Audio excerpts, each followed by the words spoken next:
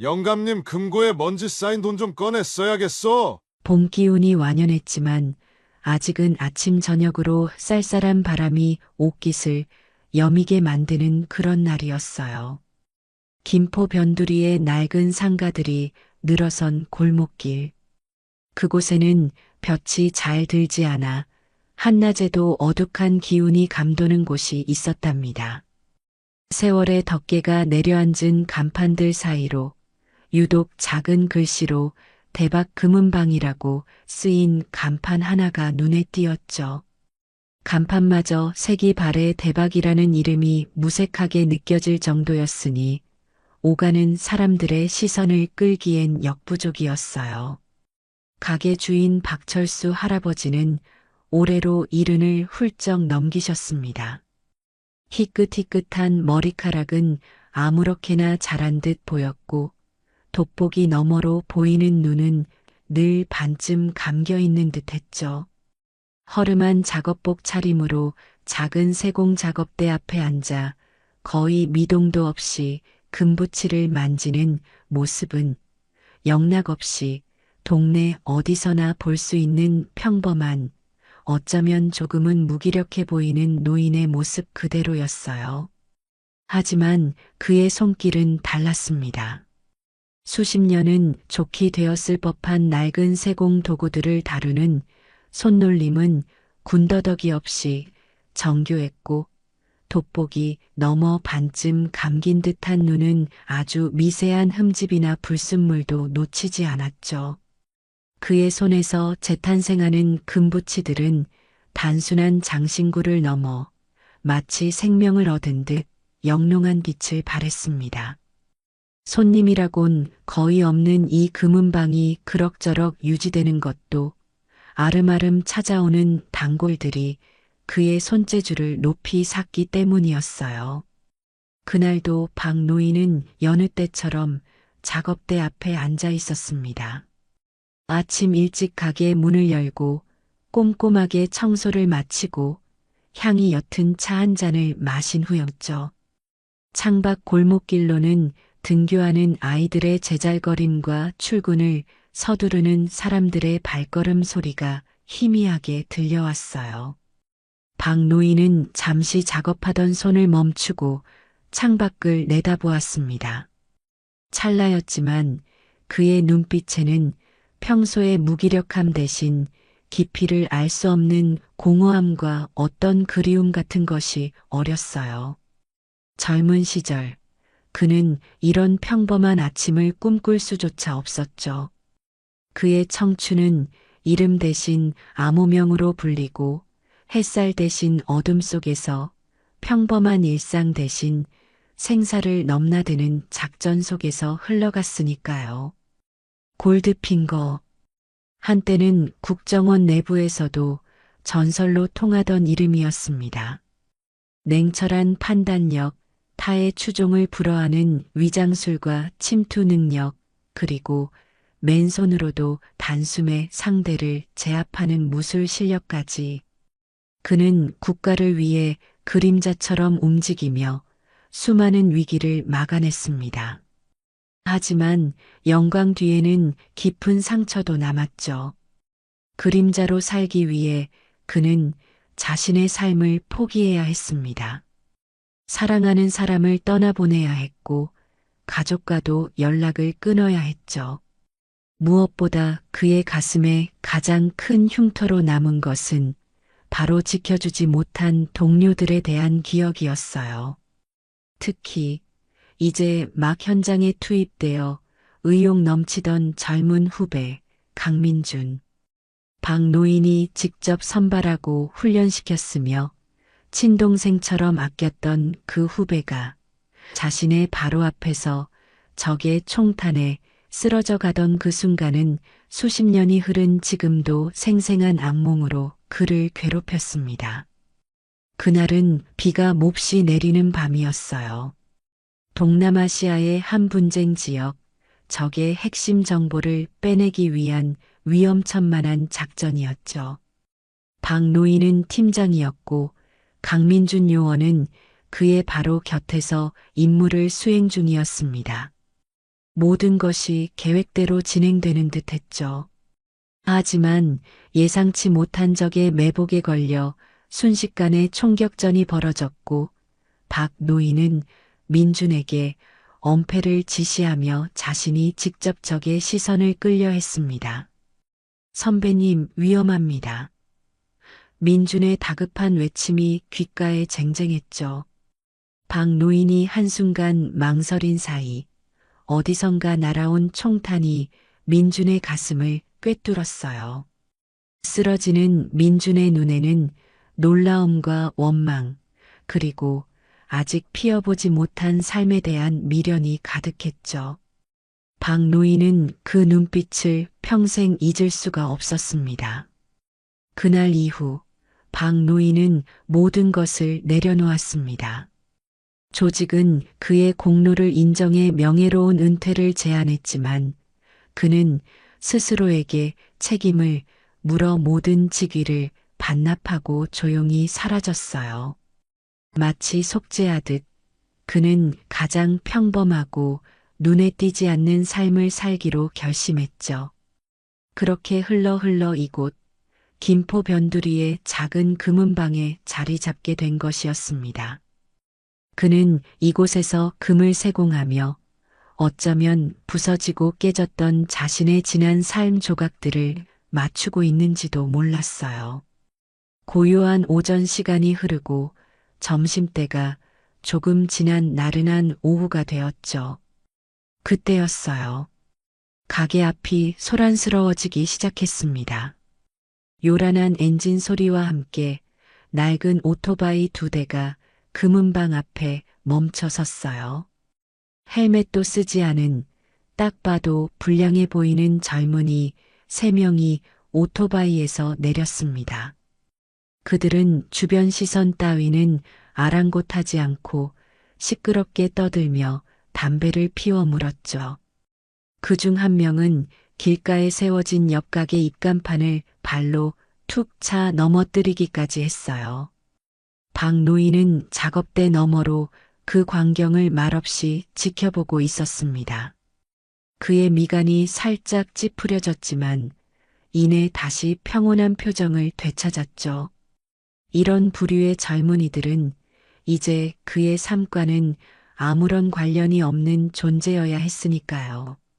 하지만 그의 바람과는 달리 젊은이들의 시선은 이내 대박 금은방의 초라한 간판으로 향했습니다. 야, 여기 금은방이 있었네? 푹, 이름 한번 웃기다. 대박? 쪽박 아니냐?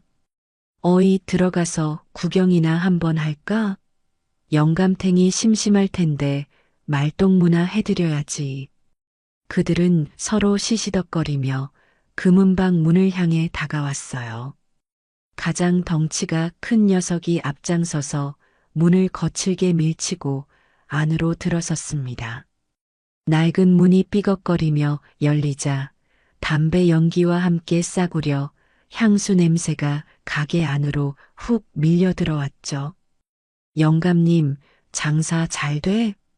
리더 격으로 보이는 염색한 머리에 문신이 언뜻 보이는 건달이 기름진 목소리로 물었어요. 그는 대답을 기다리지도 않고 진열장을 손가락으로 툭툭 치며 건들거렸습니다.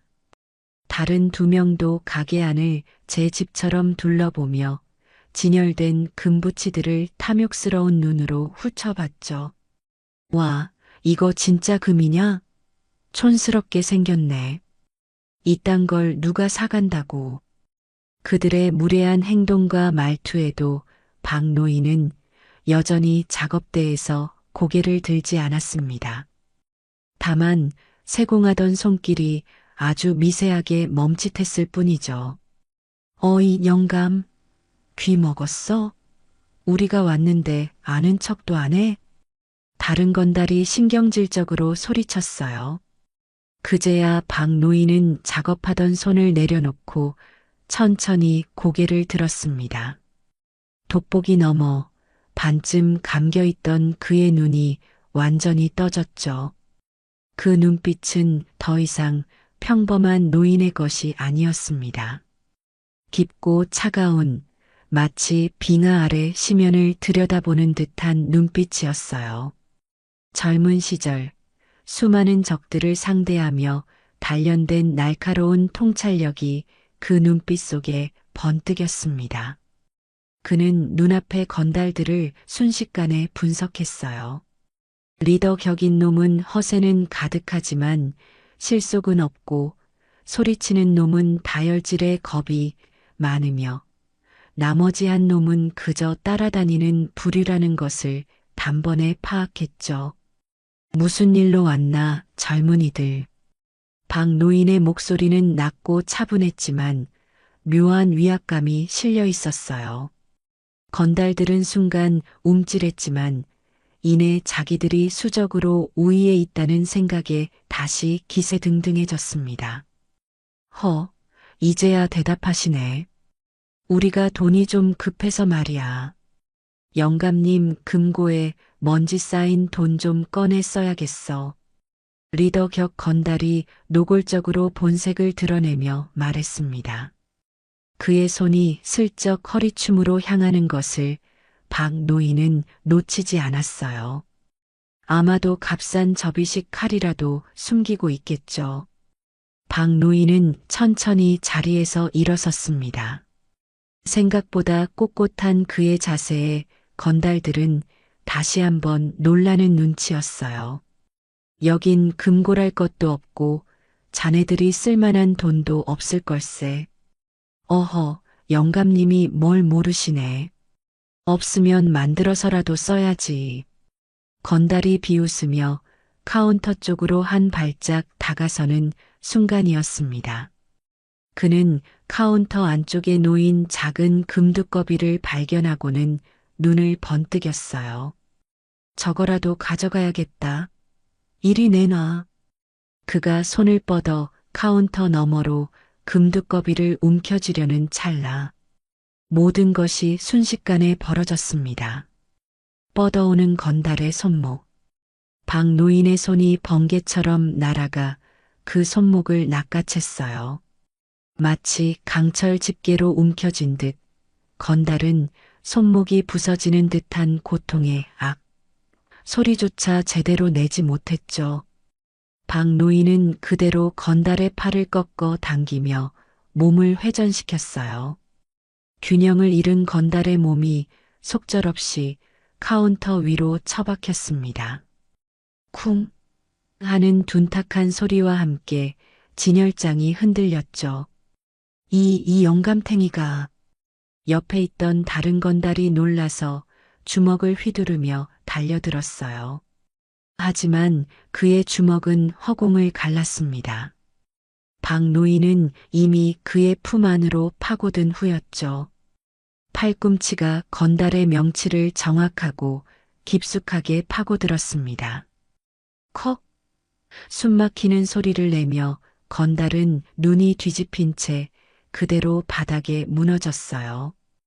거품을 무는 그의 모습은 처참하기 그지없었죠. 미친. 마지막 남은 건달은 눈앞에서 벌어진 광경을 믿을 수 없다는 듯 뒷걸음질 쳤어요. 그의 얼굴은 공포로 하얗게 질려 있었죠. 허리춤에서 부들부들 떨리는 손으로 무언가를 꺼내려 했습니다. 싸구려 칼날이 번쩍이는가 싶었지만 그 칼이 위력을 발휘할 기회는 없었어요. 박 노인의 발이 그의 발목을 정확히 걷어찼습니다. 중심을 잃고 휘청하는 건달의 턱을 향해 박 노인의 손바닥이 장렬했죠. 짝! 하는 날카로운 파열음과 함께 건달은 그대로 정신을 잃고 바닥으로 나동그라졌습니다. 정말 눈 깜짝할 사이였어요. 3초, 아니 그보다 더 짧은 시간이었을지도 모릅니다. 조금 전까지 기세등등하던 건달 3명은 이제 가게 바닥에 아무렇게나 널브러져 있었죠. 한 놈은 카운터에 처박힌 채 신음하고, 한 놈은 거품을 물고 경련하고, 마지막 놈은 완전히 의식을 잃은 상태였습니다. 박 노인은 가쁜 숨 한 번 몰아쉬지 않았어요. 그는 카운터 아래 늘 같은 자리에 놓아두었던 질긴 포승줄을 꺼냈습니다. 현역 시절부터 손에 익었던 그 움직임은 여전히 능숙했죠. 그는 쓰러진 건달들을 마치 물건 다루듯 질질 끌어 한 곳에 모았습니다. 그리고는 조금의 망설임도 없이 전문가적인 솜씨로 세 명을 하나로 꽁꽁 묶어버렸어요. 금목걸이를 탐내던 그들의 목과 팔에는 이제 번쩍이는 금줄 대신 차갑고 거친 포승줄이 감겨 있었죠. 참으로 통쾌하면서도 어딘가 씁쓸한 광경이었습니다. 박 노인은 묶인 건달들을 내려다보았어요. 조금 전 스쳐 지나갔던 슬픔의 그림자가 다시 그의 눈가에 짙게 드리워졌습니다. 바닥에 비참하게 널브러진 젊은이들의 모습 위로 빗속에서 피를 흘리며 쓰러져 가던 후배 강민준의 마지막 모습이 겹쳐 보였죠. 민준아, 만약 내가 살아있었다면 저 아이들과 같은 길을 걷진 않았을 텐데 지켜주지 못했다는 죄책감, 허망하게 쓰러져간 젊음에 대한 안타까움이 노인의 심장을 저미는 듯했습니다. 왜 젊음은 이토록 어리석고 또 이토록 쉽게 부서지는 것일까요? 그는 무너진 세대의 잔해 위에서 홀로 살아남은 자신이 견뎌야 할 무게를 다시 한번 느꼈습니다. 하지만 그는 언제까지고 감상에 젖어 있을 수만은 없었죠. 그는 천천히 심호흡을 한번 하고 애써 감정을 추슬렀습니다. 떨리는 손끝을 감추며 흐트러진 옷매무새를 바로잡았어요. 그리고는 조금 전 건달들이 들어올 때와 마찬가지로 태연한 표정으로 수화기를 들었습니다. 네, 경찰서죠? 여기는 대박 금은방인데요. 강도 미수 사건이 있었습니다. 젊은이 3명이 난동을 부리다가 네, 지금 제 앞에서 묶어두었고요. 와서 인계해 가시면 좋겠습니다. 주소는 박 노인의 목소리는 방금 전 3명의 건장한 젊은이를 순식간에 제압한 사람의 것이라고는 믿기 어려울 만큼 평온하고 담담하기 그지없었어요. 마치 가게에 떨어진 휴지 조각을 줍는 일상적인 용무를 처리하는 듯한 말투였죠. 전화를 받는 경찰관도 처음에는 노인의 장난 전화가 아닌가 의심했을지도 모를 일입니다. 하지만 이어지는 박 노인의 침착하고 구체적인 상황 설명에 곧 사태의 심각성을 파악했을 거예요. 수화기를 내려놓은 박 노인은 잠시 창밖을 내다보았습니다. 아직 상황을 파악하지 못한 행인 몇몇이 가게 앞을 무심히 지나가고 있었죠. 가게 안바닥에는 조금 전까지 세상을 다 가진 듯 날뛰던 젊은이들이 포승줄에 묶인 채 신음하고 있었고요. 그 극명한 대조가 박 노인의 마음을 다시 복잡하게 만들었어요. 덧없구나. 혼잣말처럼 중얼거리는 그의 목소리에는 깊은 회한과 연민이 뒤섞여 있었습니다. 그는 더 이상 건달들에게 시선을 주지 않고 작업대로 돌아가 흩어진 도구들을 정리하기 시작했어요. 그의 손길은 여전히 침착하고 정교했지만 자세히 보면 미세하게 떨리고 있다는 것을 알 수 있었을 겁니다. 그건 공포나 분노 때문이 아니었어요. 수십 년간 억눌러왔던 그러나 결코 사라지지 않았던 과거의 기억들이 예고 없이 수면 위로 떠오르면서 일으키는 미세한 파문이었죠. 금을 다루는 그의 손끝은 아주 작은 떨림에도 민감하게 반응해야 했기에 그는 자신의 상태를 누구보다 잘 알고 있었습니다. 얼마 지나지 않아 멀리서부터 경찰차 사이렌 소리가 희미하게 들려오기 시작했어요. 소리는 점점 가까워졌고 이내 요란한 소리와 함께 가게 앞에 멈춰 섰습니다. 평소에는 조용하기만 했던 골목길에 갑자기 경찰차가 들어서자 주변 상인들과 행인들이 무슨 일인가 싶어 하나둘씩 모여들기 시작했죠. 가게 문이 열리고 2명의 경찰관이 들어섰어요.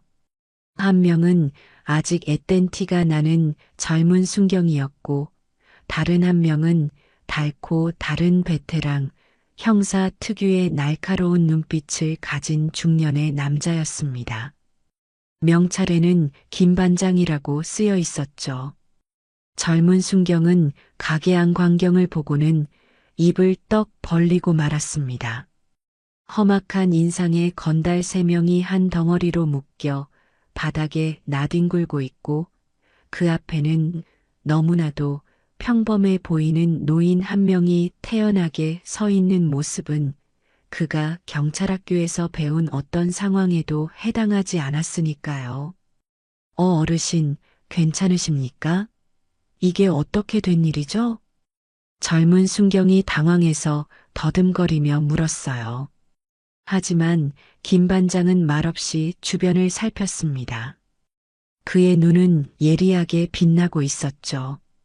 그는 먼저 건달들의 상태를 확인했어요. 의식은 있지만 심각한 부상은 없어 보였고 무엇보다 그들을 묶은 포승줄의 매듭이 예사롭지 않다는 것을 간파했습니다. 군이나 특수기관에서 사용하는 풀기 어렵지만 불필요하게 고통을 주지도 않는 전문적인 방식이었죠. 그리고 그의 시선은 박 노인에게로 향했습니다. 겉보기엔 평범한 노인이지만 너무나도 침착한 태도, 흐트러짐 없는 자세, 그리고 무엇보다 깊이를 알 수 없는 그 눈빛. 김 반장은 수십 년간 범죄 현장을 누비며 쌓아온 촉이 강하게 움직이는 것을 느꼈어요. 강도 미수입니다. 물건을 훔치려 하기에 제압했을 뿐입니다. 박 노인이 젊은 순경의 질문에 담담하게 대답했죠. 그의 목소리에는 어떤 감정의 동요도 느껴지지 않았습니다. 아니, 이 영감탱이가 거짓말을... 컥! 카운터에 처박혔던 건달이 뭐라고 소리치려 했지만 박 노인이 그를 흘끗 쳐다보자 저도 모르게 신음소리를 삼키며 입을 다물었어요. 그 짧은 시선에 담긴 살기를 본능적으로 느꼈던 거죠. 김 반장은 박 노인에게 다가가 물었습니다. 그의 목소리는 낮고 조심스러웠어요. 어르신 혼자서 이 3명을 전부 제압하셨다는 말씀이십니까? 그렇습니다. 실례지만 혹시 과거에 군이나 경찰에 계셨던 적이 있으신지요? 김 반장의 질문은 예리했죠. 그는 박 노인의 몸에 배어 있는 평범한 노인에게서는 찾아볼 수 없는 어떤 기운을 감지하고 있었습니다. 박 노인은 김 반장의 눈을 잠시 바라보았어요. 수십 년 전 자신이 몸담았던 세계의 언저리에 있을 법한 인물. 그의 눈빛에서 박 노인은 어떤 동질감과 함께 다시는 돌아가고 싶지 않은 과거의 편린을 읽었습니다. 젊었을 때 이것저것 배웠을 뿐입니다. 오래전 일이지요. 박 노인은 희미하게 미소 지으며 대답을 피했어요. 그의 표정에는 순간 깊은 슬픔과 체념 같은 것이 스쳐 지나갔습니다. 김 반장은 더 이상 묻지 않았어요. 이 노인에게는 함부로 건드려서는 안 될 깊은 사연이 있다는 것을 직감했기 때문이죠. 곧이어 구급대원들이 도착해서 건달들의 상태를 살폈습니다. 다행히 생명에는 지장이 없었지만 명치를 맞은 녀석은 호흡 곤란을 호소했고 손목을 잡혔던 녀석은 비명을 질러댔죠. 턱을 맞은 녀석은 여전히 정신을 차리지 못하고 있었고요. 구급대원들도 상처를 살피며 혀를 내둘렀어요. 정확하게 급소만 노렸네 보통 솜씨가 아닌데 그들의 수군거림이 박 노인의 귀에도 들렸지만 그는 여전히 묵묵부답이었습니다. 건달들은 들것에 실리거나 경찰관들에게 부축되어 가게 밖으로 끌려나갔습니다. 조금 전까지 자신들이 세상을 다 가진 듯 활보하던 바로 그 골목길에서 이제는 구경꾼들의 손가락질과 수군거림 속에서 비참한 모습으로 사라져갔죠. 그 모습을 지켜보는 박 노인의 마음은 통쾌함보다는 씁쓸함이 더 컸어요.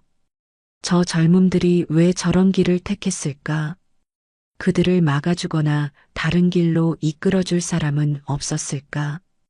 어쩌면 자신 또한 과거에 민준이를 제대로 이끌어주지 못했기에 이런 비극을 맞이한 것은 아닐까 하는 자책감이 밀려왔습니다. 경찰과 구급차가 떠나고 구경꾼들도 하나둘 흩어지자 골목길에는 다시 정적이 찾아왔어요. 하지만 가게 안에는 여전히 긴장감과 어색한 침묵이 감돌았죠. 젊은 순경은 조서를 꾸미기 위해 박 노인에게 몇 가지 질문을 했지만 박 노인은 필요한 최소한의 대답만 할 뿐이었습니다. 김 반장은 조용히 가게 안을 둘러보며 박 노인을 관찰했어요. 그의 눈길은 박 노인이 세공하던 작업대 위 아직 완성되지 않은 금반지에 잠시 머물렀습니다. 아주 섬세하고 아름다운 세공이었죠. 저런 정교한 작업을 하는 손으로 어떻게 그런 가공할 힘을 낼 수 있을까? 그는 박 노인이라는 인물에 대한 호기심과 함께 존경심 비슷한 감정마저 느끼고 있었습니다. 어르신, 오늘 정말 큰일 치르셨습니다. 혹시라도 보복 같은 것이 걱정되시면 언제든 저희에게 연락 주십시오. 김 반장이 진심으로 말했어요. 걱정해 주셔서 감사합니다. 하지만 괜찮을 겁니다. 박 노인이 다시 희미하게 미소 지으며 대답했죠. 그 미소는 모든 것을 초월한 듯 혹은 모든 것을 체념한 듯 보이기도 했습니다. 경찰들이 돌아간 후 박 노인은 가게 문을 안으로 걸어 잠갔습니다. 철컥하는 잠금새 소리가 유난히 크게 울렸죠. 그는 잠시 문에 기댄 채 눈을 감았습니다. 오늘 하루 동안 너무 많은 감정들이 그를 스쳐 지나갔어요. 분노, 슬픔, 연민, 그리고 아주 약간의 통쾌함. 하지만 그 모든 감정의 밑바닥에는 깊은 피로감과 공허함이 자리하고 있었습니다. 그는 천천히 가게 안을 정리하기 시작했어요. 건달들이 쓰러지면서 어지럽힌 작은 진열대를 바로 세우고 바닥에 떨어진 금두꺼비를 주워 올렸습니다. 금두꺼비는 다행히 흠집 하나 없이 멀쩡했죠. 그는 마른 헝겊으로 금두꺼비 표면을 정성스럽게 닦았습니다. 마치 상처 입은 자신의 마음을 닦아내듯 말이죠. 청소를 마치고 작업대 의자에 다시 앉은 박 노인은 아침에 마시다 남은 차를 따랐습니다. 이미 차갑게 식어버린 차였지만 그는 천천히 음미하며 마셨어요. 창밖은 어느새 어둠이 내려앉기 시작했고요. 가로등 불빛만이 희미하게 골목길을 비추고 있었습니다. 박 노인은 텅 빈 가게 안에서 오랫동안 앉아 있었어요. 무슨 생각을 하는지 아니면 아무 생각도 하지 않는지 알 수 없는 표정이었죠. 그의 등 뒤 벽에는 빛바랜 흑백 사진 하나가 걸려 있었습니다. 젊은 시절, 그가 지금의 건달들보다 더 젊었을 때 환하게 웃고 있는 동료들과 함께 찍은 사진이었죠. 사진 속에는 앳된 얼굴의 강민준 요원도 있었습니다. 박 노인의 시선이 그 사진에 잠시 머물렀다가 이내 창밖의 어둠 속으로 향했어요. 오늘 밤도 그는 쉽게 잠들지 못할 것 같다는 생각이 들었습니다. 과거의 망령은 늘 이렇게 예고 없이 찾아와 그의 밤을 뒤흔들곤 했으니까요. 그는 조용히 일어나 가게에 불을 껐습니다. 어둠 속에서 그의 모습은 더욱 외롭고 고독해 보였죠. 하지만 그 고독 속에는 누구도 함부로 침범할 수 없는 강인한 무언가가 깃들어 있었습니다. 가게 안이 완전한 어둠에 잠기자 바깥 골목길의 희미한 가로등 불빛만이 창문을 통해 길게 스며들었어요. 박 노인은 그 어둠 속에서 한참을 더 서 있었습니다. 마치 시간이 멈춘 듯 혹은 자신만이 세상의 흐름에서 비껴난 듯한 기분이었죠. 깊은 숨을 내쉬자 오늘따라 유난히 폐부 깊숙이 스며드는 공기가 차갑게 느껴졌습니다. 그는 가게 안쪽에 딸린 작은 쪽방으로 향했어요. 그곳이 그의 유일한 보금자리였죠. 방이라고 해봐야 낡은 싱크대와 작은 냉장고, 그리고 벽에 기대어 놓인 간이 침대가 전부인 아주 협소한 공간이었습니다. 현역 시절 전 세계의 허름한 안가를 전전했던 그에게는 이 정도도 과분하다고 생각하는 모양이었어요. 저녁 식사는 늘 그랬듯 간단했습니다. 냉장고에서 미리 끓여둔 밥과 김치, 그리고 단무지 몇 조각이 전부였죠. 그는 작은 상 위에 반찬을 놓고 묵묵히 숟가락을 들었어요. 입맛은 전혀 없었지만 살기 위해 먹는다는 심정이었죠. 밥알을 씹는 동안에도 그의 머릿속은 오늘 있었던 일과 수십 년 전의 기억들이 뒤엉켜 소용돌이쳤습니다. 건달들의 탐욕스러운 눈빛과 총탄에 쓰러지던 민준이의 공허한 눈빛이 교차하며 그를 괴롭혔어요. 그때 내가 조금만 더 빨랐더라면, 아니, 애초에 그 작전에 민준이를 데려가지 말았어야 했어. 수백, 수천 번도 더 반복했던 후회와 자책이 또다시 그의 마음을 파고들었습니다. 식사를 마친 그는 설거지조차 건너뛰고 낡은 라디오를 켰어요. 지지직거리는 소음과 함께 흘러나오는 클래식 음악이 그나마 그의 마음을 잠시나마 진정시켜주는 듯 했죠. 그는 간이 침대에 등을 기대고 앉아 오래되어 표지가 누렇게 바랜 책 한 권을 펼쳤습니다. 하지만 글자들이 눈에 들어오지 않았어요. 그의 생각은 다시 강민준에게로 향했죠. 처음 민준이를 만났던 날이 떠올랐습니다. 국정원 신임 요원 선발 면접장이었죠. 앳된 얼굴이었지만 정의감과 열정으로 반짝이던 그 눈빛. 박 노인은 한눈에 그의 잠재력을 알아보았습니다. 자신이 직접 가르치고 키워서 최고의 요원으로 만들고 싶다는 욕심이 생겼을 정도였으니까요. 민준이는 박 노인의 기대를 저버리지 않았어요. 혹독한 훈련 과정을 뛰어난 성적으로 수료했고 현장에 투입되어서도 남다른 기지와 용기를 보여주었죠. 무엇보다 그는 인간적인 따뜻함을 잃지 않는 요원이었습니다. 차갑고 비정한 세계 속에서도 그는 동료를 먼저 생각하고 약자를 보호하려 했어요. 박 노인은 그런 민준이가 대견하면서도 한편으로는 이 세계에 어울리지 않는 그의 순수함이 불안하기도 했습니다. 그러다 결국 그 불안은 현실이 되고 말았죠. 민준이의 죽음은 단순한 동료의 상실이 아니었습니다. 박 노인에게는 자신이 애써 키운 희망과 미래를 송두리째 빼앗긴 것과 같은 사건이었어요. 그의 죽음 앞에서 박 노인은 자신이 지키려 했던 정의나 국가 같은 거대 담론들이 얼마나 허무한 것인지 깨달았습니다.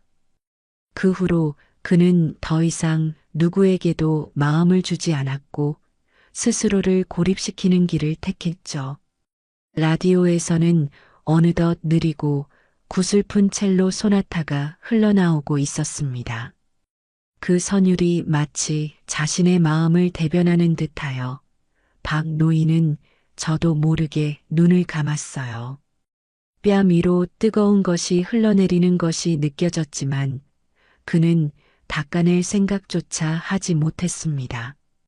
수십 년 만에 처음으로 흘리는 눈물일지도 몰랐죠. 얼마나 시간이 흘렀을까요?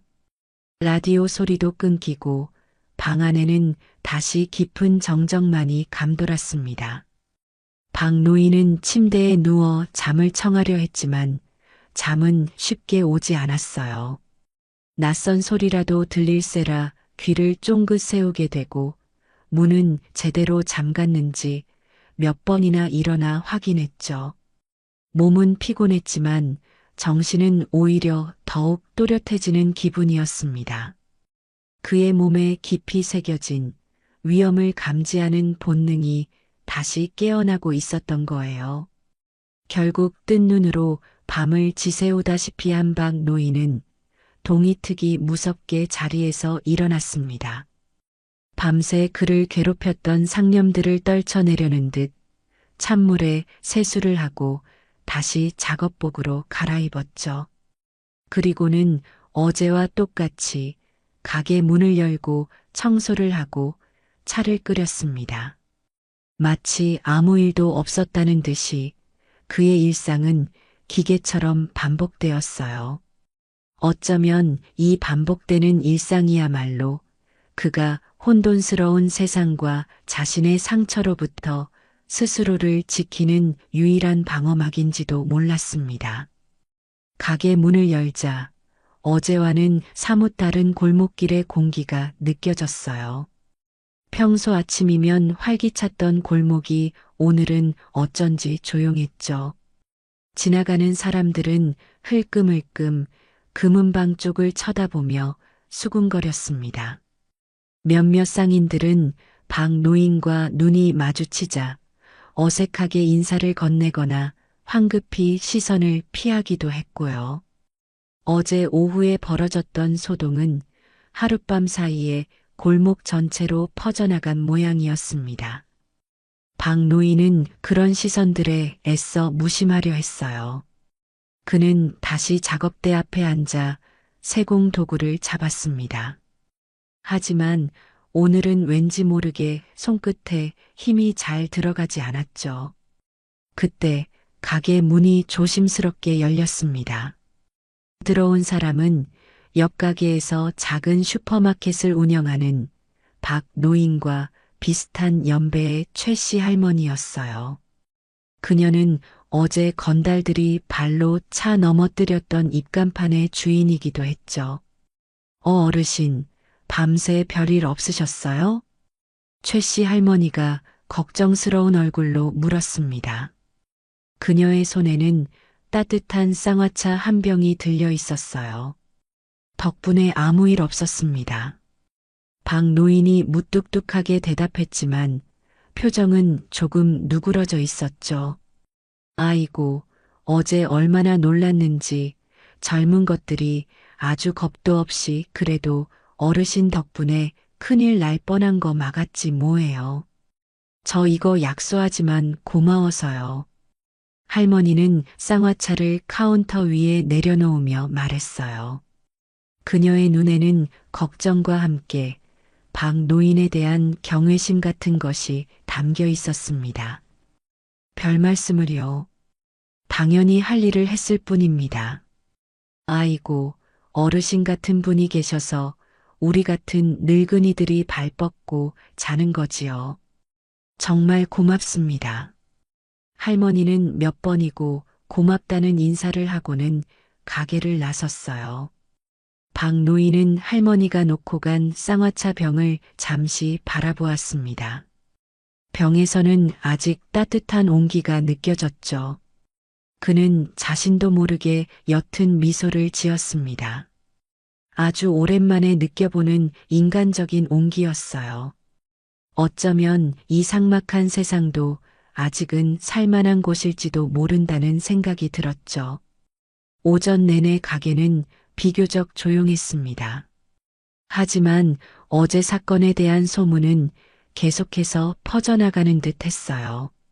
몇몇 단골 손님들이 찾아와 안부를 물었고 어떤 사람들은 멀찍이서 가게 안을 훔쳐보기도 했죠.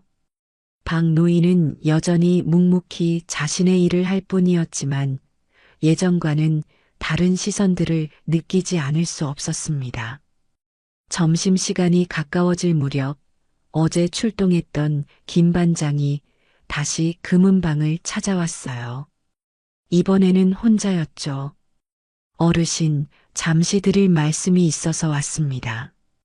김 반장의 표정은 어제보다 조금 더 진지해 보였습니다. 무슨 일이신지? 어제 그 건달들 말입니다.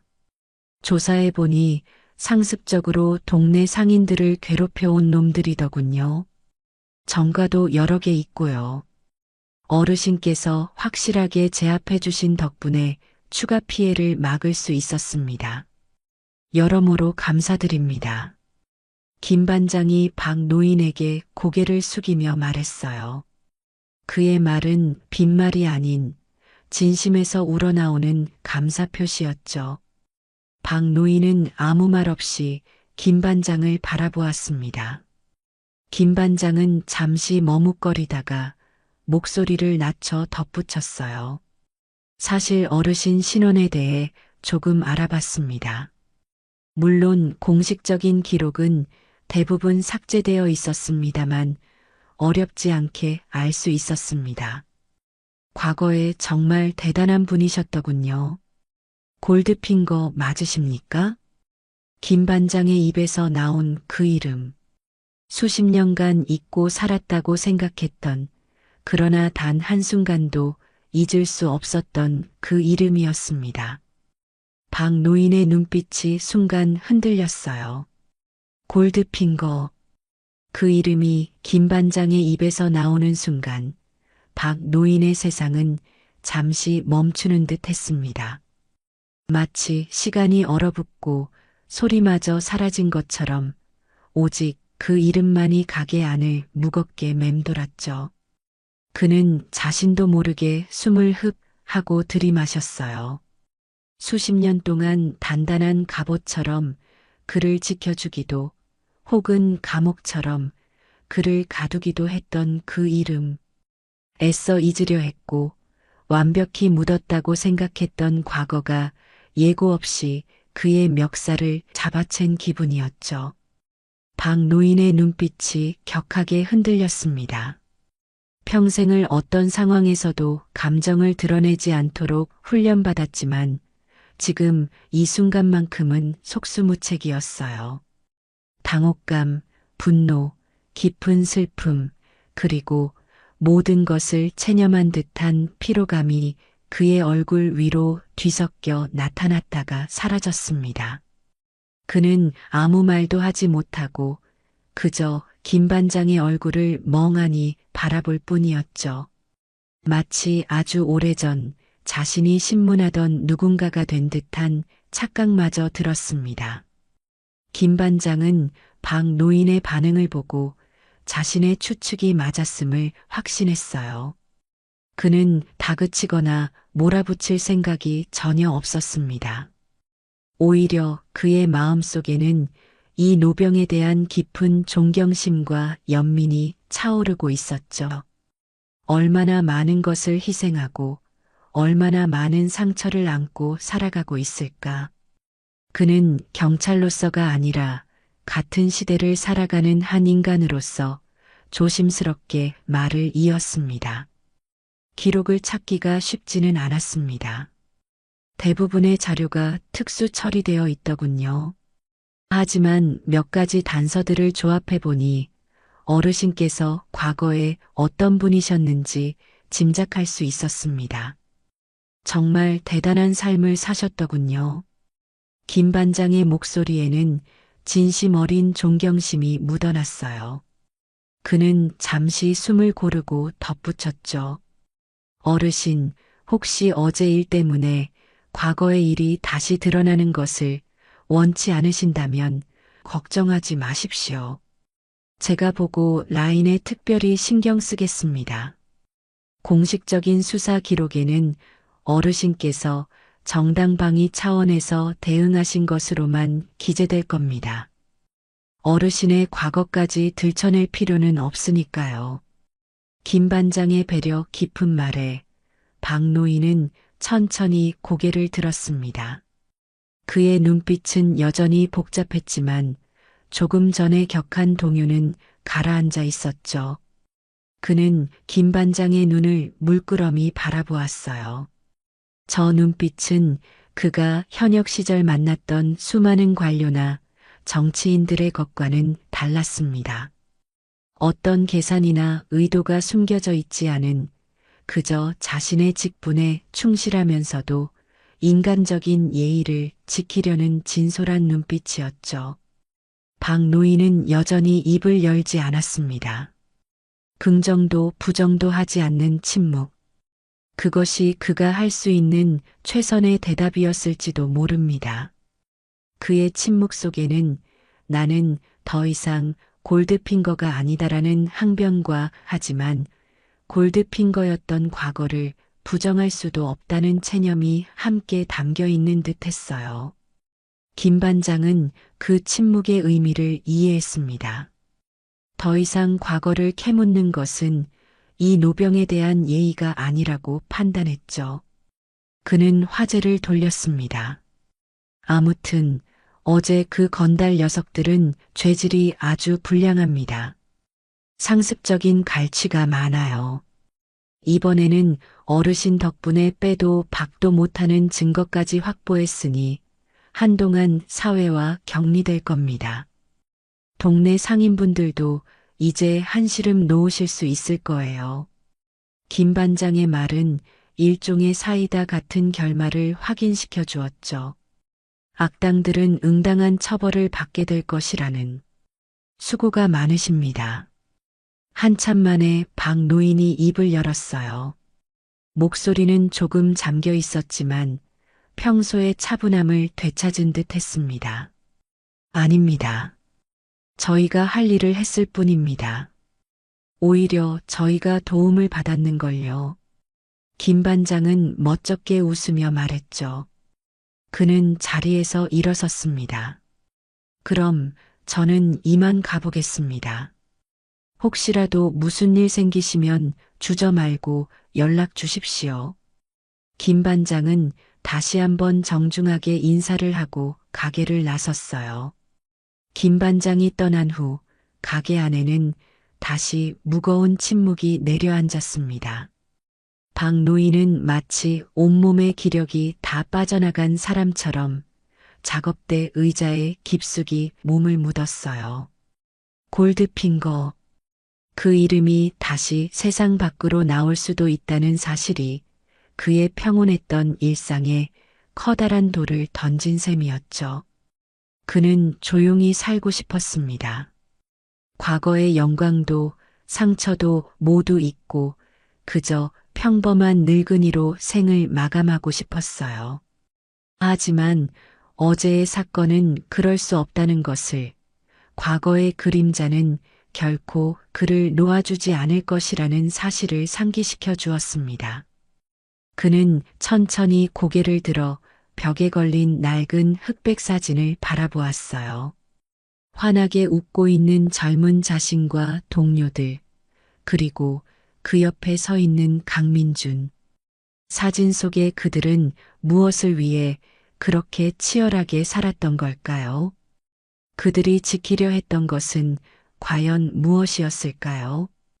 지금 와서 돌이켜보면 모든 것이 덧없게만 느껴졌습니다. 지켜낸 것보다 잃은 것이 더 많았고 얻은 명성보다 감당해야 할 상처가 더 깊었으니까요.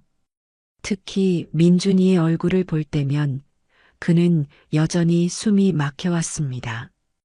만약 자신이 골드핑거가 아니었다면, 그저 평범한 삶을 살았다면 민준이도 그렇게 허망하게 죽지는 않았을지도 모른다는 생각이 그의 머리를 떠나지 않았죠. 자신의 존재 자체가 어쩌면 누군가에게는 불행의 씨앗이 아니었을까 하는 죄책감마저 들었습니다. 한참을 그렇게 앉아있던 박노인은 이내 무거운 몸을 일으켜 다시 작업대 앞으로 갔어요. 그리고는 세공 도구를 잡았습니다. 그의 손길은 이제 더 이상 떨리지 않았어요. 오히려 평소보다 더욱 집중하고 몰입하는 듯 했죠. 복잡한 머릿속을 비워내고 마음의 평정을 찾기 위해 그는 지금 자신이 할 수 있는 유일한 일 바로 세공 작업에 모든 정신을 쏟아부었습니다. 섬세한 금속을 다듬고 광을 내는 반복적인 행위 속에서 그는 잠시나마 과거의 무게를 잊을 수 있었어요. 작업에 몰두하다 보니 시간은 훌쩍 지나가 버렸습니다. 어느덧 해가 서쪽으로 기울고 가게 안으로 길게 그림자가 드리워졌죠. 박 노인은 하던 일을 멈추고 창밖을 내다보았어요. 골목길은 다시 평소의 한산한 모습으로 돌아와 있었습니다. 하지만 박 노인은 알고 있었어요. 모든 것이 예전과 같지는 않다는 것을. 자신을 바라보는 사람들의 시선 속에 담긴 호기심과 경외감, 그리고 어쩌면 약간의 두려움까지도. 그는 이제 더 이상 그냥 대박 금은방 할아버지가 아니었죠. 가게 문을 닫을 시간이 되었습니다. 박 노인은 평소보다 더욱 꼼꼼하게 문단속을 했어요. 쪽방으로 돌아온 그는 저녁 식사도 거른 채 다시 낡은 라디오를 틀었습니다. 그리고는 벽에 걸린 흑백 사진 앞에 가만히 섰어요. 그는 사진 속 젊은 자신과 눈을 마주쳤습니다. 수십 년의 세월을 사이에 두고 과거의 자신과 현재의 자신이 묵묵히 서로를 바라보는 시간이었죠. 그래, 나는 골드핑거였다. 그는 마음속으로 인정했어요. 더 이상 피하거나 외면하지 않기로 했습니다. 그것이 자랑스럽든 후회스럽든 그것은 자신이 살아온 삶의 일부였으니까요. 그리고 동시에 그는 생각했습니다. 하지만 나는 이제 박철수다. 이곳 김포 변두리에서 금은방을 하는 늙은이일 뿐이다. 그는 자신의 남은 삶을 어떻게 살아가야 할지 조용히 고민하기 시작했습니다. 과거의 그림자에 갇혀 살 것인가, 아니면 현재의 삶 속에서 새로운 의미를 찾아 나설 것인가. 그의 앞에는 쉽지 않은 질문이 놓여 있었죠. 어둠이 깊어진 방 안 라디오에서는 여전히 잔잔한 음악이 흘러나오고 있었습니다. 박 노인은 침대에 누워 눈을 감았지만 여전히 많은 생각들이 그의 머릿속을 맴돌았어요. 하지만 어젯밤과는 조금 다른 느낌이었습니다. 불안과 혼란 속에서도 아주 희미하게나마 앞으로 나아가야 할 방향을 가늠하고 있는 듯했죠. 그의 고독한 밤은 오늘도 깊어만 갔습니다. 그날 저녁 박 노인은 결국 저녁 식사를 건너뛰었어요. 김 반장의 방문 이후로 머릿속이 너무 복잡해서 무언가를 넘길 기분이 아니었죠. 가게 문은 일찌감치 닫았지만 그는 쪽방에 틀어박혀 있지 않고 다시 가게 안으로 나왔습니다.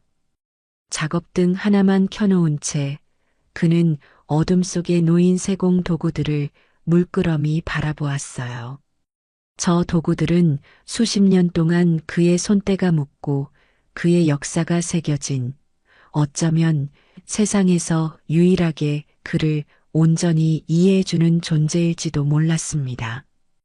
골드핑거로서의 삶은 끝났다고 생각했는데, 아니, 끝나야만 한다고 믿었는데, 그 이름은 여전히 살아 숨쉬며 그의 발목을 잡고 있었죠.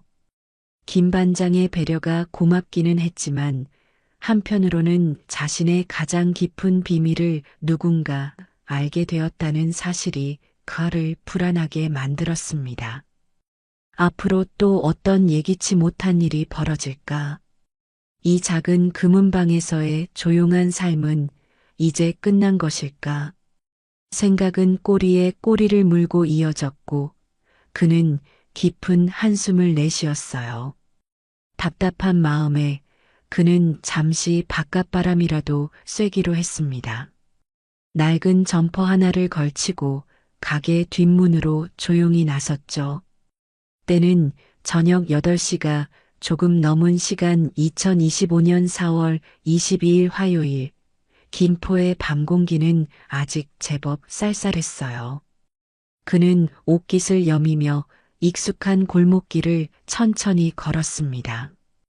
가로등 불빛이 드문드문 비추는 어두운 골목길은 낮과는 또 다른 얼굴을 하고 있었죠. 특별한 목적지가 있었던 것은 아니었어요. 그저 조금 걷다 보면 복잡한 머릿속이 정리될까 싶었을 뿐이죠. 그의 발걸음은 어느새 금은방에서 조금 떨어진 작은 공원 근처로 향하고 있었습니다. 아이들 놀이기구 몇 개와 낡은 벤치 서너 개가 전부인 동네 사람들이 잠시 쉬어가는 그런 곳이었죠. 그런데 공원 입구 쪽이 왠지 소란스러웠어요. 여자의 다급한 울음소리 같은 것이 들려왔습니다. 박 노인은 걸음을 멈추고 소리가 나는 쪽을 바라보았어요. 그의 예민한 청각은 그 소리가 단순한 소란이 아님을 알려주었죠.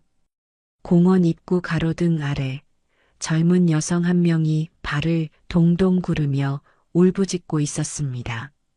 주변에는 걱정스러운 얼굴의 행인 몇몇이 그녀를 둘러싸고 있었고요. 우리 민수 못 봤어요? 방금 전까지 여기 있었는데 엄마야, 우리 민수 어떡해? 여자는 거의 정신을 놓은 듯 보였어요. 박 노인은 직감적으로 아이를 잃어버린 상황임을 알아챘습니다. 그는 순간 망설였어요.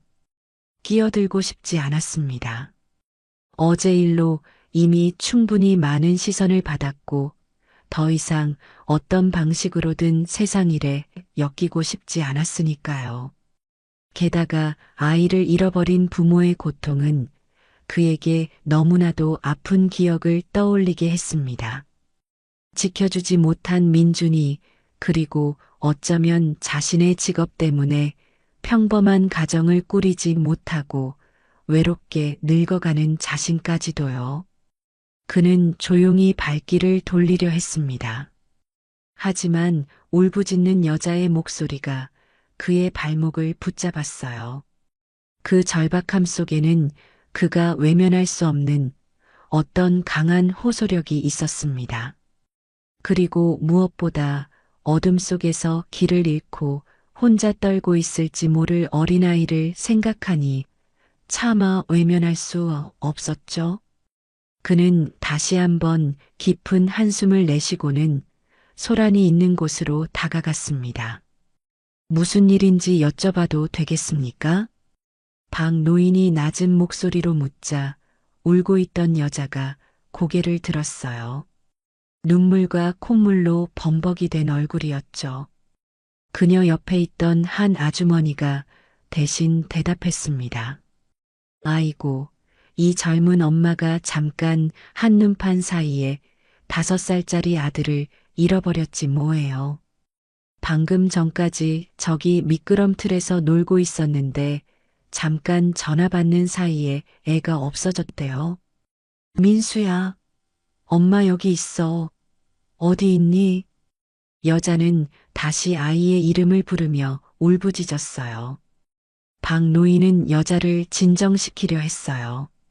어머니, 일단 진정하십시오.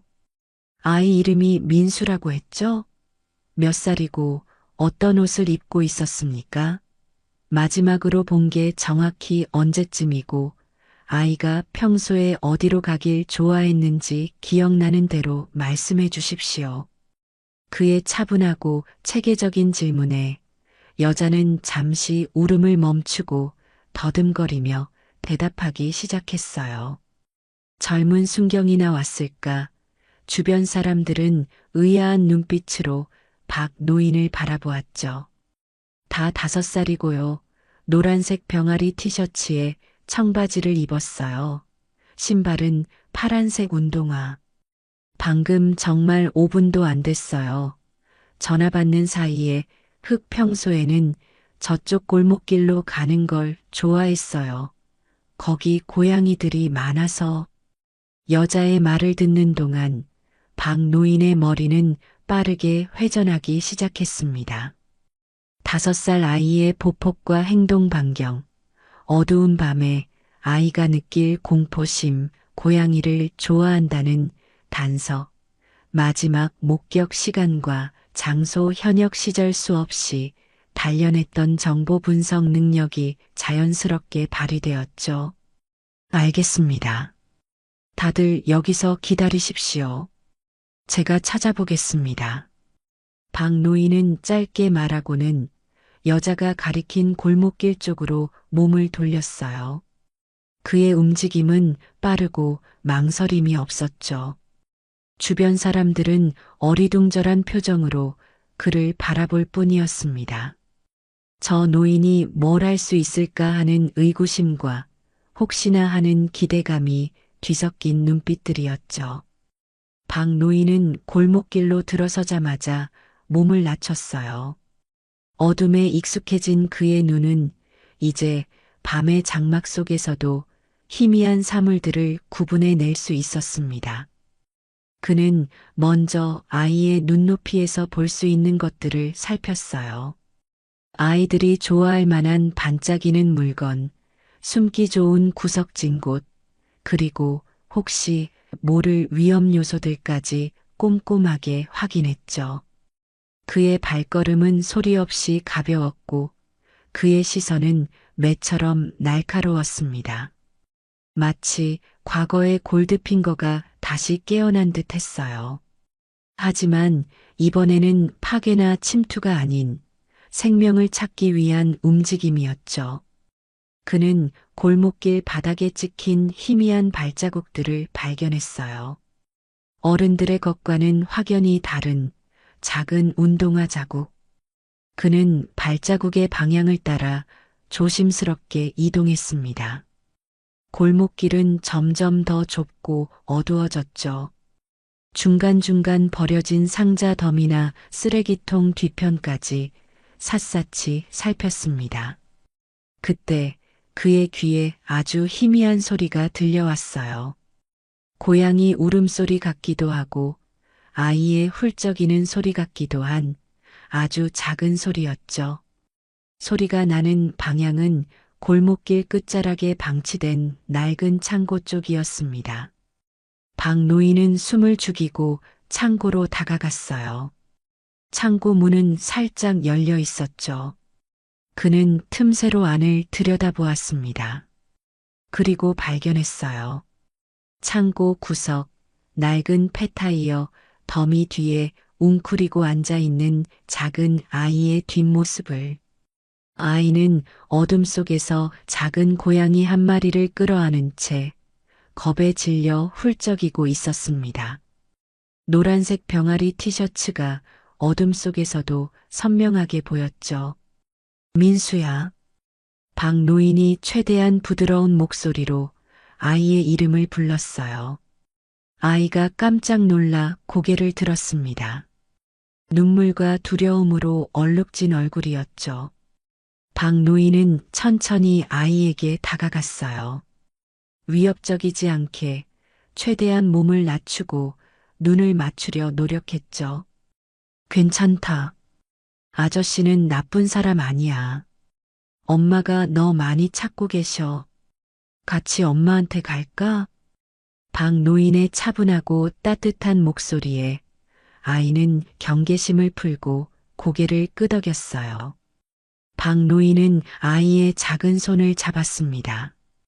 아이의 손은 차갑게 식어 있었지만 그 작은 온기가 박 노인의 마음속 깊은 곳까지 전달되는 듯 했습니다. 박 노인은 아이의 손을 잡고 다시 공원 입구로 돌아왔어요. 그가 아이와 함께 나타나자 기다리고 있던 사람들은 일제히 탄성을 질렀습니다. 특히 아이 엄마는 박 노인에게 달려와 아이를 끌어안고 오열했죠. 민수야, 내 아들, 어디 갔었어? 엄마가 얼마나 걱정했는데. 엄마 무서웠어. 아이도 엄마 품에 안겨 울음을 터뜨렸어요. 감격적인 모자의 상봉을 지켜보는 사람들의 눈시울도 붉어졌습니다. 박 노인은 그 모습을 조금 떨어진 곳에서 묵묵히 지켜보았어요. 아이를 찾았다는 안도감과 함께 가슴 한구석이 다시 시큰해져 왔습니다. 저렇게 애타게 찾고 찾으면 기뻐하는 것이 가족인데 자신은 그런 평범한 행복조차 누리지 못했다는 생각에서였죠. 그는 더 이상 그 자리에 머물고 싶지 않았습니다. 아이 엄마가 정신을 차리고 박 노인에게 다가왔어요. 어르신, 정말 감사합니다.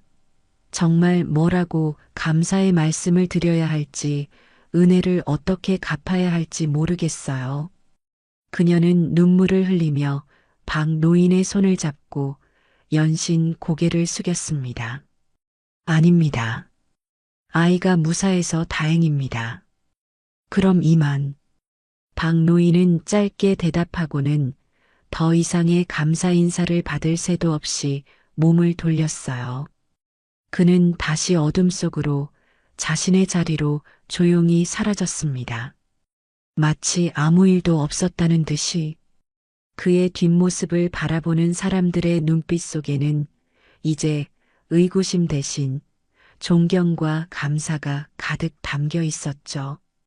박 노인은 다시 금은방으로 돌아와 뒷문을 잠갔습니다. 그리고는 아까 최 씨 할머니가 주고 간 식어버린 쌍화차 병을 집어들었어요. 그는 병을 따서 천천히 마셨습니다.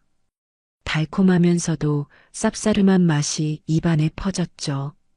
오늘 밤 그는 여전히 혼자였지만 조금 전 아이의 손에서 느꼈던 작은 온기 때문인지 어쩐지 마음 한구석이 따뜻해지는 것을 느꼈습니다. 아주 오랜만에 느껴보는 누군가에게 도움이 되었다는 작은 보람이었을지도 모릅니다. 그 후로 몇 주가 흘렀습니다. 김포의 골목길에는 봄 기운이 완연하게 자리 잡았죠. 대박 금은방의 박철수 할아버지는 여전히 그 자리를 지키고 있었습니다. 달라진 것이 있다면 그를 바라보는 동네 사람들의 시선에 따스함이 더해졌다는 점이었어요. 건달 사건과 아이를 찾아준 일이 아름아름 퍼지면서 그는 더 이상 그냥 무뚝뚝한 금은방 할아버지가 아니었답니다. 물론 박 노인 스스로가 크게 변한 것은 아니었어요. 그는 여전히 과묵했고 꼭 필요한 말 외에는 잘하지 않았죠. 하지만 그의 표정에는 분명 변화가 있었습니다. 예전처럼 깊은 슬픔이나 경계심이 서려 있기보다는 한결 편안하고 부드러워진 모습이었어요. 쪽방 벽에 걸린 낡은 흑백 사진 속 동료들을 볼 때면 여전히 가슴 한구석이 아려왔지만 이제는 그 아픔에 매몰되지 않았습니다. 과거는 과거일 뿐 그는 현재를 살아가기로 마음먹었으니까요. 골드핑거라는 이름은 그의 일부이지만 더 이상 그의 전부가 아니었습니다. 그는 이제 대박 금은방 주인 박철수로서의 삶을 온전히 받아들였어요. 그는 세공 작업에 더욱 열중했습니다. 이제 그 일은 단순히 과거를 잊기 위한 수단이 아니라 그의 손끝에서 아름다움을 창조해내는 기쁨이자 보람이 되었죠. 그의 손에서 섬세하게 빛을 발하는 금붙이처럼 그의 남은 삶도 조용히 빛나기 시작했습니다. 가끔 옆집 최 씨 할머니가 따뜻한 차를 건네며 안부를 물었고 아이 엄마는 아들과 함께 찾아와 밝게 인사를 건네곤 했어요.